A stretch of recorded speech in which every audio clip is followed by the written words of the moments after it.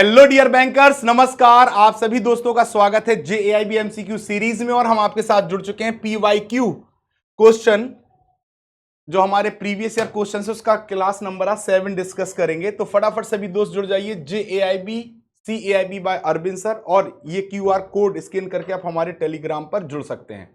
पहला क्वेश्चन आपके लिए रहा, after how many days of filing a complaint with the bank can customer approach the RBI ombudsman if the complaint is not resolve या complaint is unresolved. यानी आपने bank के पास अपनी complaint दी, तो उसके कितने दिन के बाद आप ombudsman के पास अपनी कंप्लेंट लेके जा सकते हैं। तो यहां पे पहला ऑप्शन है 15 डेज, दूसरा है 30 डेज, 45 डेज और 60 डेज। तो द करेक्ट आंसर इज, यहां पे जो करेक्ट आंसर होगा वो 30 डेज होगा। क्या होगा? 30 डेज के बाद आप कंप्लेंट कर सकते हैं ombudsman के पास।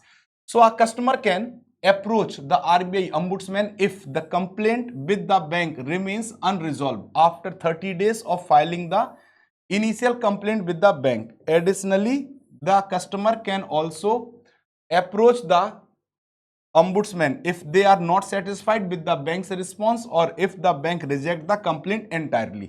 तो दोनों केस में अगर बैंक सेटिस्फैक्ट्री आंसर प्रोवाइड नहीं करता है, या फिर अगर हम बात करें कि जो बैंक है हमारा वो क्या कहता है कि रिजेक्ट कर देता है कंप्लेन, या आपका रिस्पांस नहीं करता है, तो 30 दिन के बाद आप कंप्लेन को ombudsman के पास लेके जा सकते हैं। चलिए अगला क्वेश्चन क्या कहता है, थोड़ा सा आपको दिखाई दे। Question number 72, which of the following statement regarding account of non face to face customer is are correct. है ना, जो आपने EKYC के थ्रू या OTP बेस आधार के थ्रू अगर कोई अकाउंट खोला है, तो इनमें से कौन सा स्टेटमेंट करेक्ट है। ये ऑलरेडी हम लोगों ने एक बार क्वेश्चन किया है।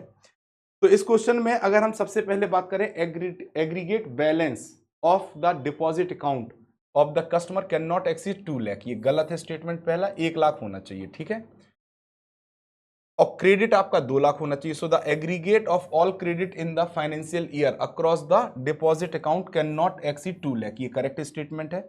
Borrowal account can be sanction for the both term and other type of loan up to ₹60,000, ये स्टेटमेंट गलत है। क्यों? यहां पे सिर्फ टर्म लोन की बात की गई है, मतलब की जानी चाहिए थी, और बात अलग लोन की भी की गई है। तो टर्म लोन 60,000 रुपए तक का सैंक्शन किया जा सकता है। Both deposit and borrowal account must transition to a normal mode within 1 year, ठीक है। Declaration must be obtained that no other account has been और will be opened using this mode at any other bank, ये भी सही है। तो अब आपका यहां पे जो सही आंसर है दोस्तों, क्या पूछा? करेक्ट पूछा है, नॉन करेक्ट पूछा है, इनकरेक्ट पूछा है सर, इनकरेक्ट। तो देखो आपका इनकरेक्ट स्टेटमेंट, सॉरी यहां पे सिर्फ 2 ही इनकरेक्ट स्टेटमेंट है, या तो पहला इनकरेक्ट है या तीसरा। तो आप आंसर लगा दीजिए ए, पहला और तीसरा आपका इनकरेक्ट है, बकाया सभी करेक्ट है, ठीक है दोस्तों। तो ये क्वेश्चन हमने किया था पहले। Now what is the current threshold for bulk deposit. Bulk deposit की करंट जो लिमिट है वो आपकी 3 करोड़ रुपए है। कितनी है? 3 करोड़, 3 करोड़, ठीक है। कमर्शियल बैंक के लिए, शेड्यूल्ड कमर्शियल बैंक के लिए, scheduled commercial bank, scheduled commercial bank की अगर हम बात करें, तो कमर्शियल बैंक की जो थ्रेशोल्ड लिमिट है वो 3 करोड़ है, ठीक है दोस्तों। और RRB की लिमिट अब बढ़ा के 1 करोड़ कर दी गई है। 1 करोड़ तक का डिपॉजिट वहां पे बल्क डिपॉजिट कहलाएगा, ठीक है दोस्तों। किसकी बात की जा रही है? बल्क डिपॉजिट की। किसकी बात की जा रही है? बल्क डिपॉजिट की, ठीक है दोस्तों। नाउ अब आपको बताना, how many characters are there in unique transactions reference number, ठीक है, number generated for RTGS transactions. अब देखो आरटीजीएस के लिए अलग यूटीआर होता है, एनईएफटी के लिए अलग यूटीआर होता है, यूपीआई के लिए अलग होता है। पर सबसे ज्यादा बार जो क्वेश्चन में पूछा गया है वो आरटीजीएस ही पूछा गया। क्या पूछा गया? आरटीजीएस। सो आरटीजीएस के लिए जो यूटीआर नंबर की बात की गई है, किसकी बात की गई है? यूटीआर नंबर की बात की गई है। तो how many character are there in unique transactions, है ना। तो अब देखो 16 है, 12 है, 20 है और 22 है। तो आरटीजीएस की अगर हम बात करेंगे तो टोटल आपके लिए जो आरटीजीएस के लिए यूटीआर है वो 22 डिजिट का होता। आरटीजीएस का जो यूटीआर होता है आरटीजीएस का जो यूटीआर होता है वो 22 डिजिट का होता है। कितने? 22 डिजिट का। और एनईएफटी का, अगर हम एनईएफटी के यूटीआर की बात करें तो ये 16 डिजिट का होता है। ये दोनों याद रखिएगा, ठीक है दोस्तों। आरटीजीएस का यूटीआर 22 डिजिट का है, यूनिक ट्रांजेक्शन नंबर या unique reference number, transaction reference, ठीक है। और एनईएफटी का कितने का होता है? 16 डिजिट का। So the real time gross settlement transaction, the unique transaction reference number is 22 character code and the unique transactions reference number for NEFT is the 16 digit code, ठीक है दोस्तों। अब देखो ऑफर की अगर हम बात करें, ऑफर प्राइस, क्रैश कोर्स आपके लिए लीस्ट प्राइस में विद टेस्ट सीरीज ऑफर कर दिया गया दीपावली ऑफर पे, और इसे आप 1499 में अवेल कर सकते हैं। फिर आता है question number 75, according to the cheque truncation system in India when the settlement of fund completed for a cheque, तो सीटीएस के तहत आपका जो सेटलमेंट है वो कितने दिन में कंप्लीट हो जाता है? तो on the same day as cheque is processed, on the next working day after return cycle is completed, on a T+2 basis after 7 working days. ये तो शुद्ध गलत है। पहले जब फिजिकल चेक का मूवमेंट किया जाता था तब ऐसा होता था, ठीक है दोस्तों।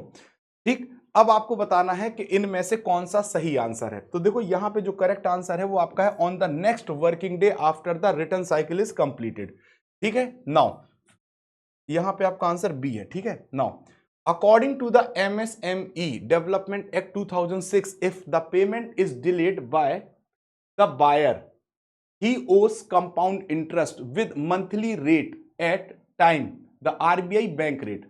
देखो इनका कहना क्या है कि आपने अगर MSME एक्ट 2006 के तहत आपने पढ़ा होगा तो आपने क्या देखा था? आपने ये देखा था कि अगर डिले पेमेंट होता है 45 डेज से ऊपर, डिले अगर हो जाता है पेमेंट, जैसे मैं समझा दूं नहीं तो गड़बड़ हो जाएगा।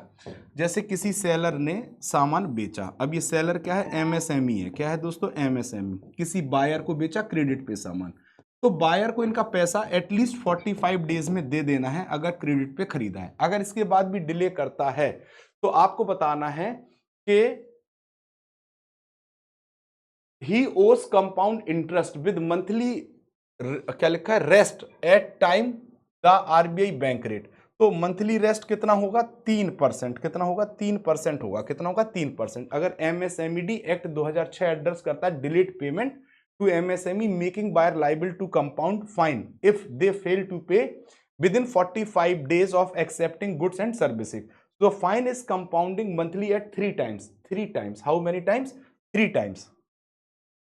तो rest at times. How many times? यहाँ लिख लो, ऐसे लिख लो, how many times. How many times the RBI bank रेट? तो बैंक रेट का 3 गुना, ठीक है। कितना? 3 गुना पेनल्टी लगेगी। Question number 77, according to the prudential ceiling for the bank, what is the maximum exposure limit for the bank to a single NBFC? देखो सिंगल एनबीएफसी के लिए 20% ऑफ टीयर 1 है और 20%, और ग्रुप के लिए 25 है, ठीक है दोस्तों। तो मैंने आपको ऑलरेडी बताया कि जब भी सिंगल, किसकी बात करेंगे हम? सिंगल एनबीएफसी की बात करेंगे। सिंगल एनबीएफसी की बात करेंगे तो it is a 20% of tier 1 capital. Tier 1 readily available capital होती है। और ग्रुप के लिए क्या रखा गया है? ग्रुप के लिए रखा गया है, ग्रुप एनबीएफसी के लिए 25%। कितना रखा गया? 25%। तो यहां पे तो आंसर आपका सी हो जाएगा, 20%। देखो अब bank exposure limit to a single NBFCs excluding gold companies will be restricted to 20% of their eligible capital base, और eligible capital base यहाँ पे tier 1 capital पूछा गया है। Bank exposure to group of connected NBFCs और group of connected counter parties having NBFCs in the group will be restricted to 25% of their tier 1 capital, ठीक है। तो यहां पे 20% ऑफ टीयर 1 या 25% ऑफ टीयर 1 कैपिटल, ठीक है। तो याद रखिएगा, ये क्वेश्चन इंपॉर्टेंट है, एग्जाम में आता है। क्वेश्चन नंबर 78 क्या कहता है? 78, what component make up the marginal cost of fund based lending rate, ठीक है। तो यहां पे 4 चीजें होती हैं, negative carry on, CRR, tenure premium, ठीक है। पढ़ते हैं, marginal cost of fund, tenure premium, risk premium, negative carry on, CRR. Marginal cost of fund, negative carry on, account of CRR, operating cost and tenure premium. फिर आता है operating cost, risk premium, marginal cost of fund, cost of equity, ठीक है, cost of equity भी है, ठीक है दोस्तों। इसके बाद negative carry on account of CRR, tenure premium, loan processing fees and operating cost. तो 4 कंपोनेंट होते हैं और वो 4 कंपोनेंट क्या हैं? सबसे पहले मार्जिन कॉस्ट ऑफ फंड, ठीक है। दूसरा, जो पैसा बैंक सीआरआर के फॉर्म में आरबीआई के पास रखता है उस पर कोई ब्याज नहीं मिलता, तो negative carry on account of CRR. Bank की ऑपरेटिंग कॉस्ट, जिसके तहत आप लोगों की एम्प्लॉय की सैलरी, बिल्डिंग और ये सब आता है, और टेन्योर प्रीमियम। तो ये 4 कंपोनेंट होते हैं जो एमसीएलआर में काउंट किए जाते हैं, ठीक है।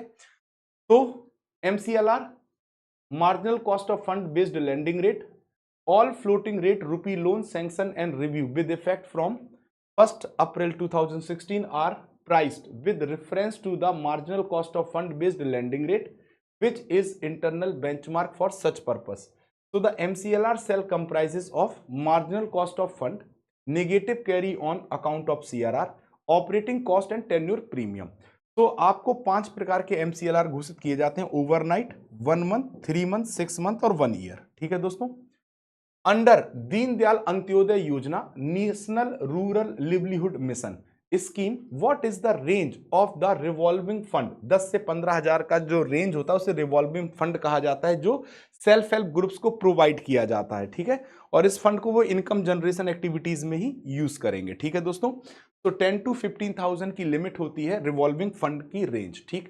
तो ये थी दोस्तों आज की हमारी क्लास, और यहाँ पर हमारे जो PYQs हैं वो खत्म होते हैं। अब हमारे पास मई 2025 के क्वेश्चंस जो हैं उनको हम एक साथ डिस्कस करेंगे, है ना, आपके साथ लाइव क्लास में। सो फटाफट सभी दोस्त तैयार रहिएगा, क्योंकि मई 2025 के क्वेश्चंस भी हम डिस्कस करेंगे, ठीक। तो थैंक यू वेरी मच, आज के लिए बस इतना ही।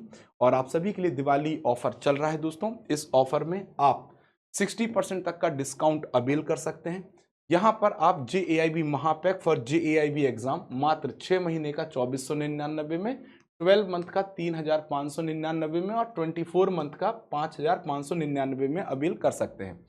सो JAIB महापैक में 15+ बैचेस आपको मिलते हैं, 200+ class notes, 2000+ live classes, 500+ mock and quizzes and 24/7 doubt support उपलब्ध है, ठीक है दोस्तों। साथ ही साथ अगर हम बात करें दोस्तों, तो क्रैश कोर्स आपको मैं ऑलरेडी बता चुका हूं, 1499 में आप सब्सक्राइब कर सकते हैं विद टेस्ट सीरीज। और आपके लिए हमारी जो बैंकर्स इस सेट ऑफ 4 बुक्स हैं इनको भी आप अवेल कर सकते हैं अगर कंप्लीट प्रिपरेशन आप टारगेट कर रहे हैं, तो चारों सब्जेक्ट की किताब आपको मिल जाएंगी। और इन किताब की खासियत है कि सबसे पहली बात तो बहुत मोटी मोटी किताबें नहीं है, बट कंप्लीट एग्जिस्टिव थ्योरी, पूरी कंप्लीट थ्योरी इसमें आपको मिलेगी। कुछ भी ऐसा टॉपिक नहीं है जो आपका ना कवर किया गया हो।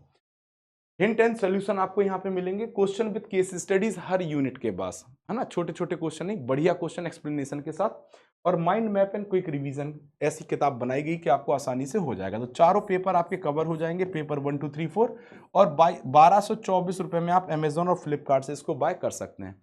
तो थैंक यू वेरी मच, आज के लिए बस इतना ही, मिलते हैं नेक्स्ट क्लास में, तब तक के लिए धन्यवाद, थैंक यू ऑल।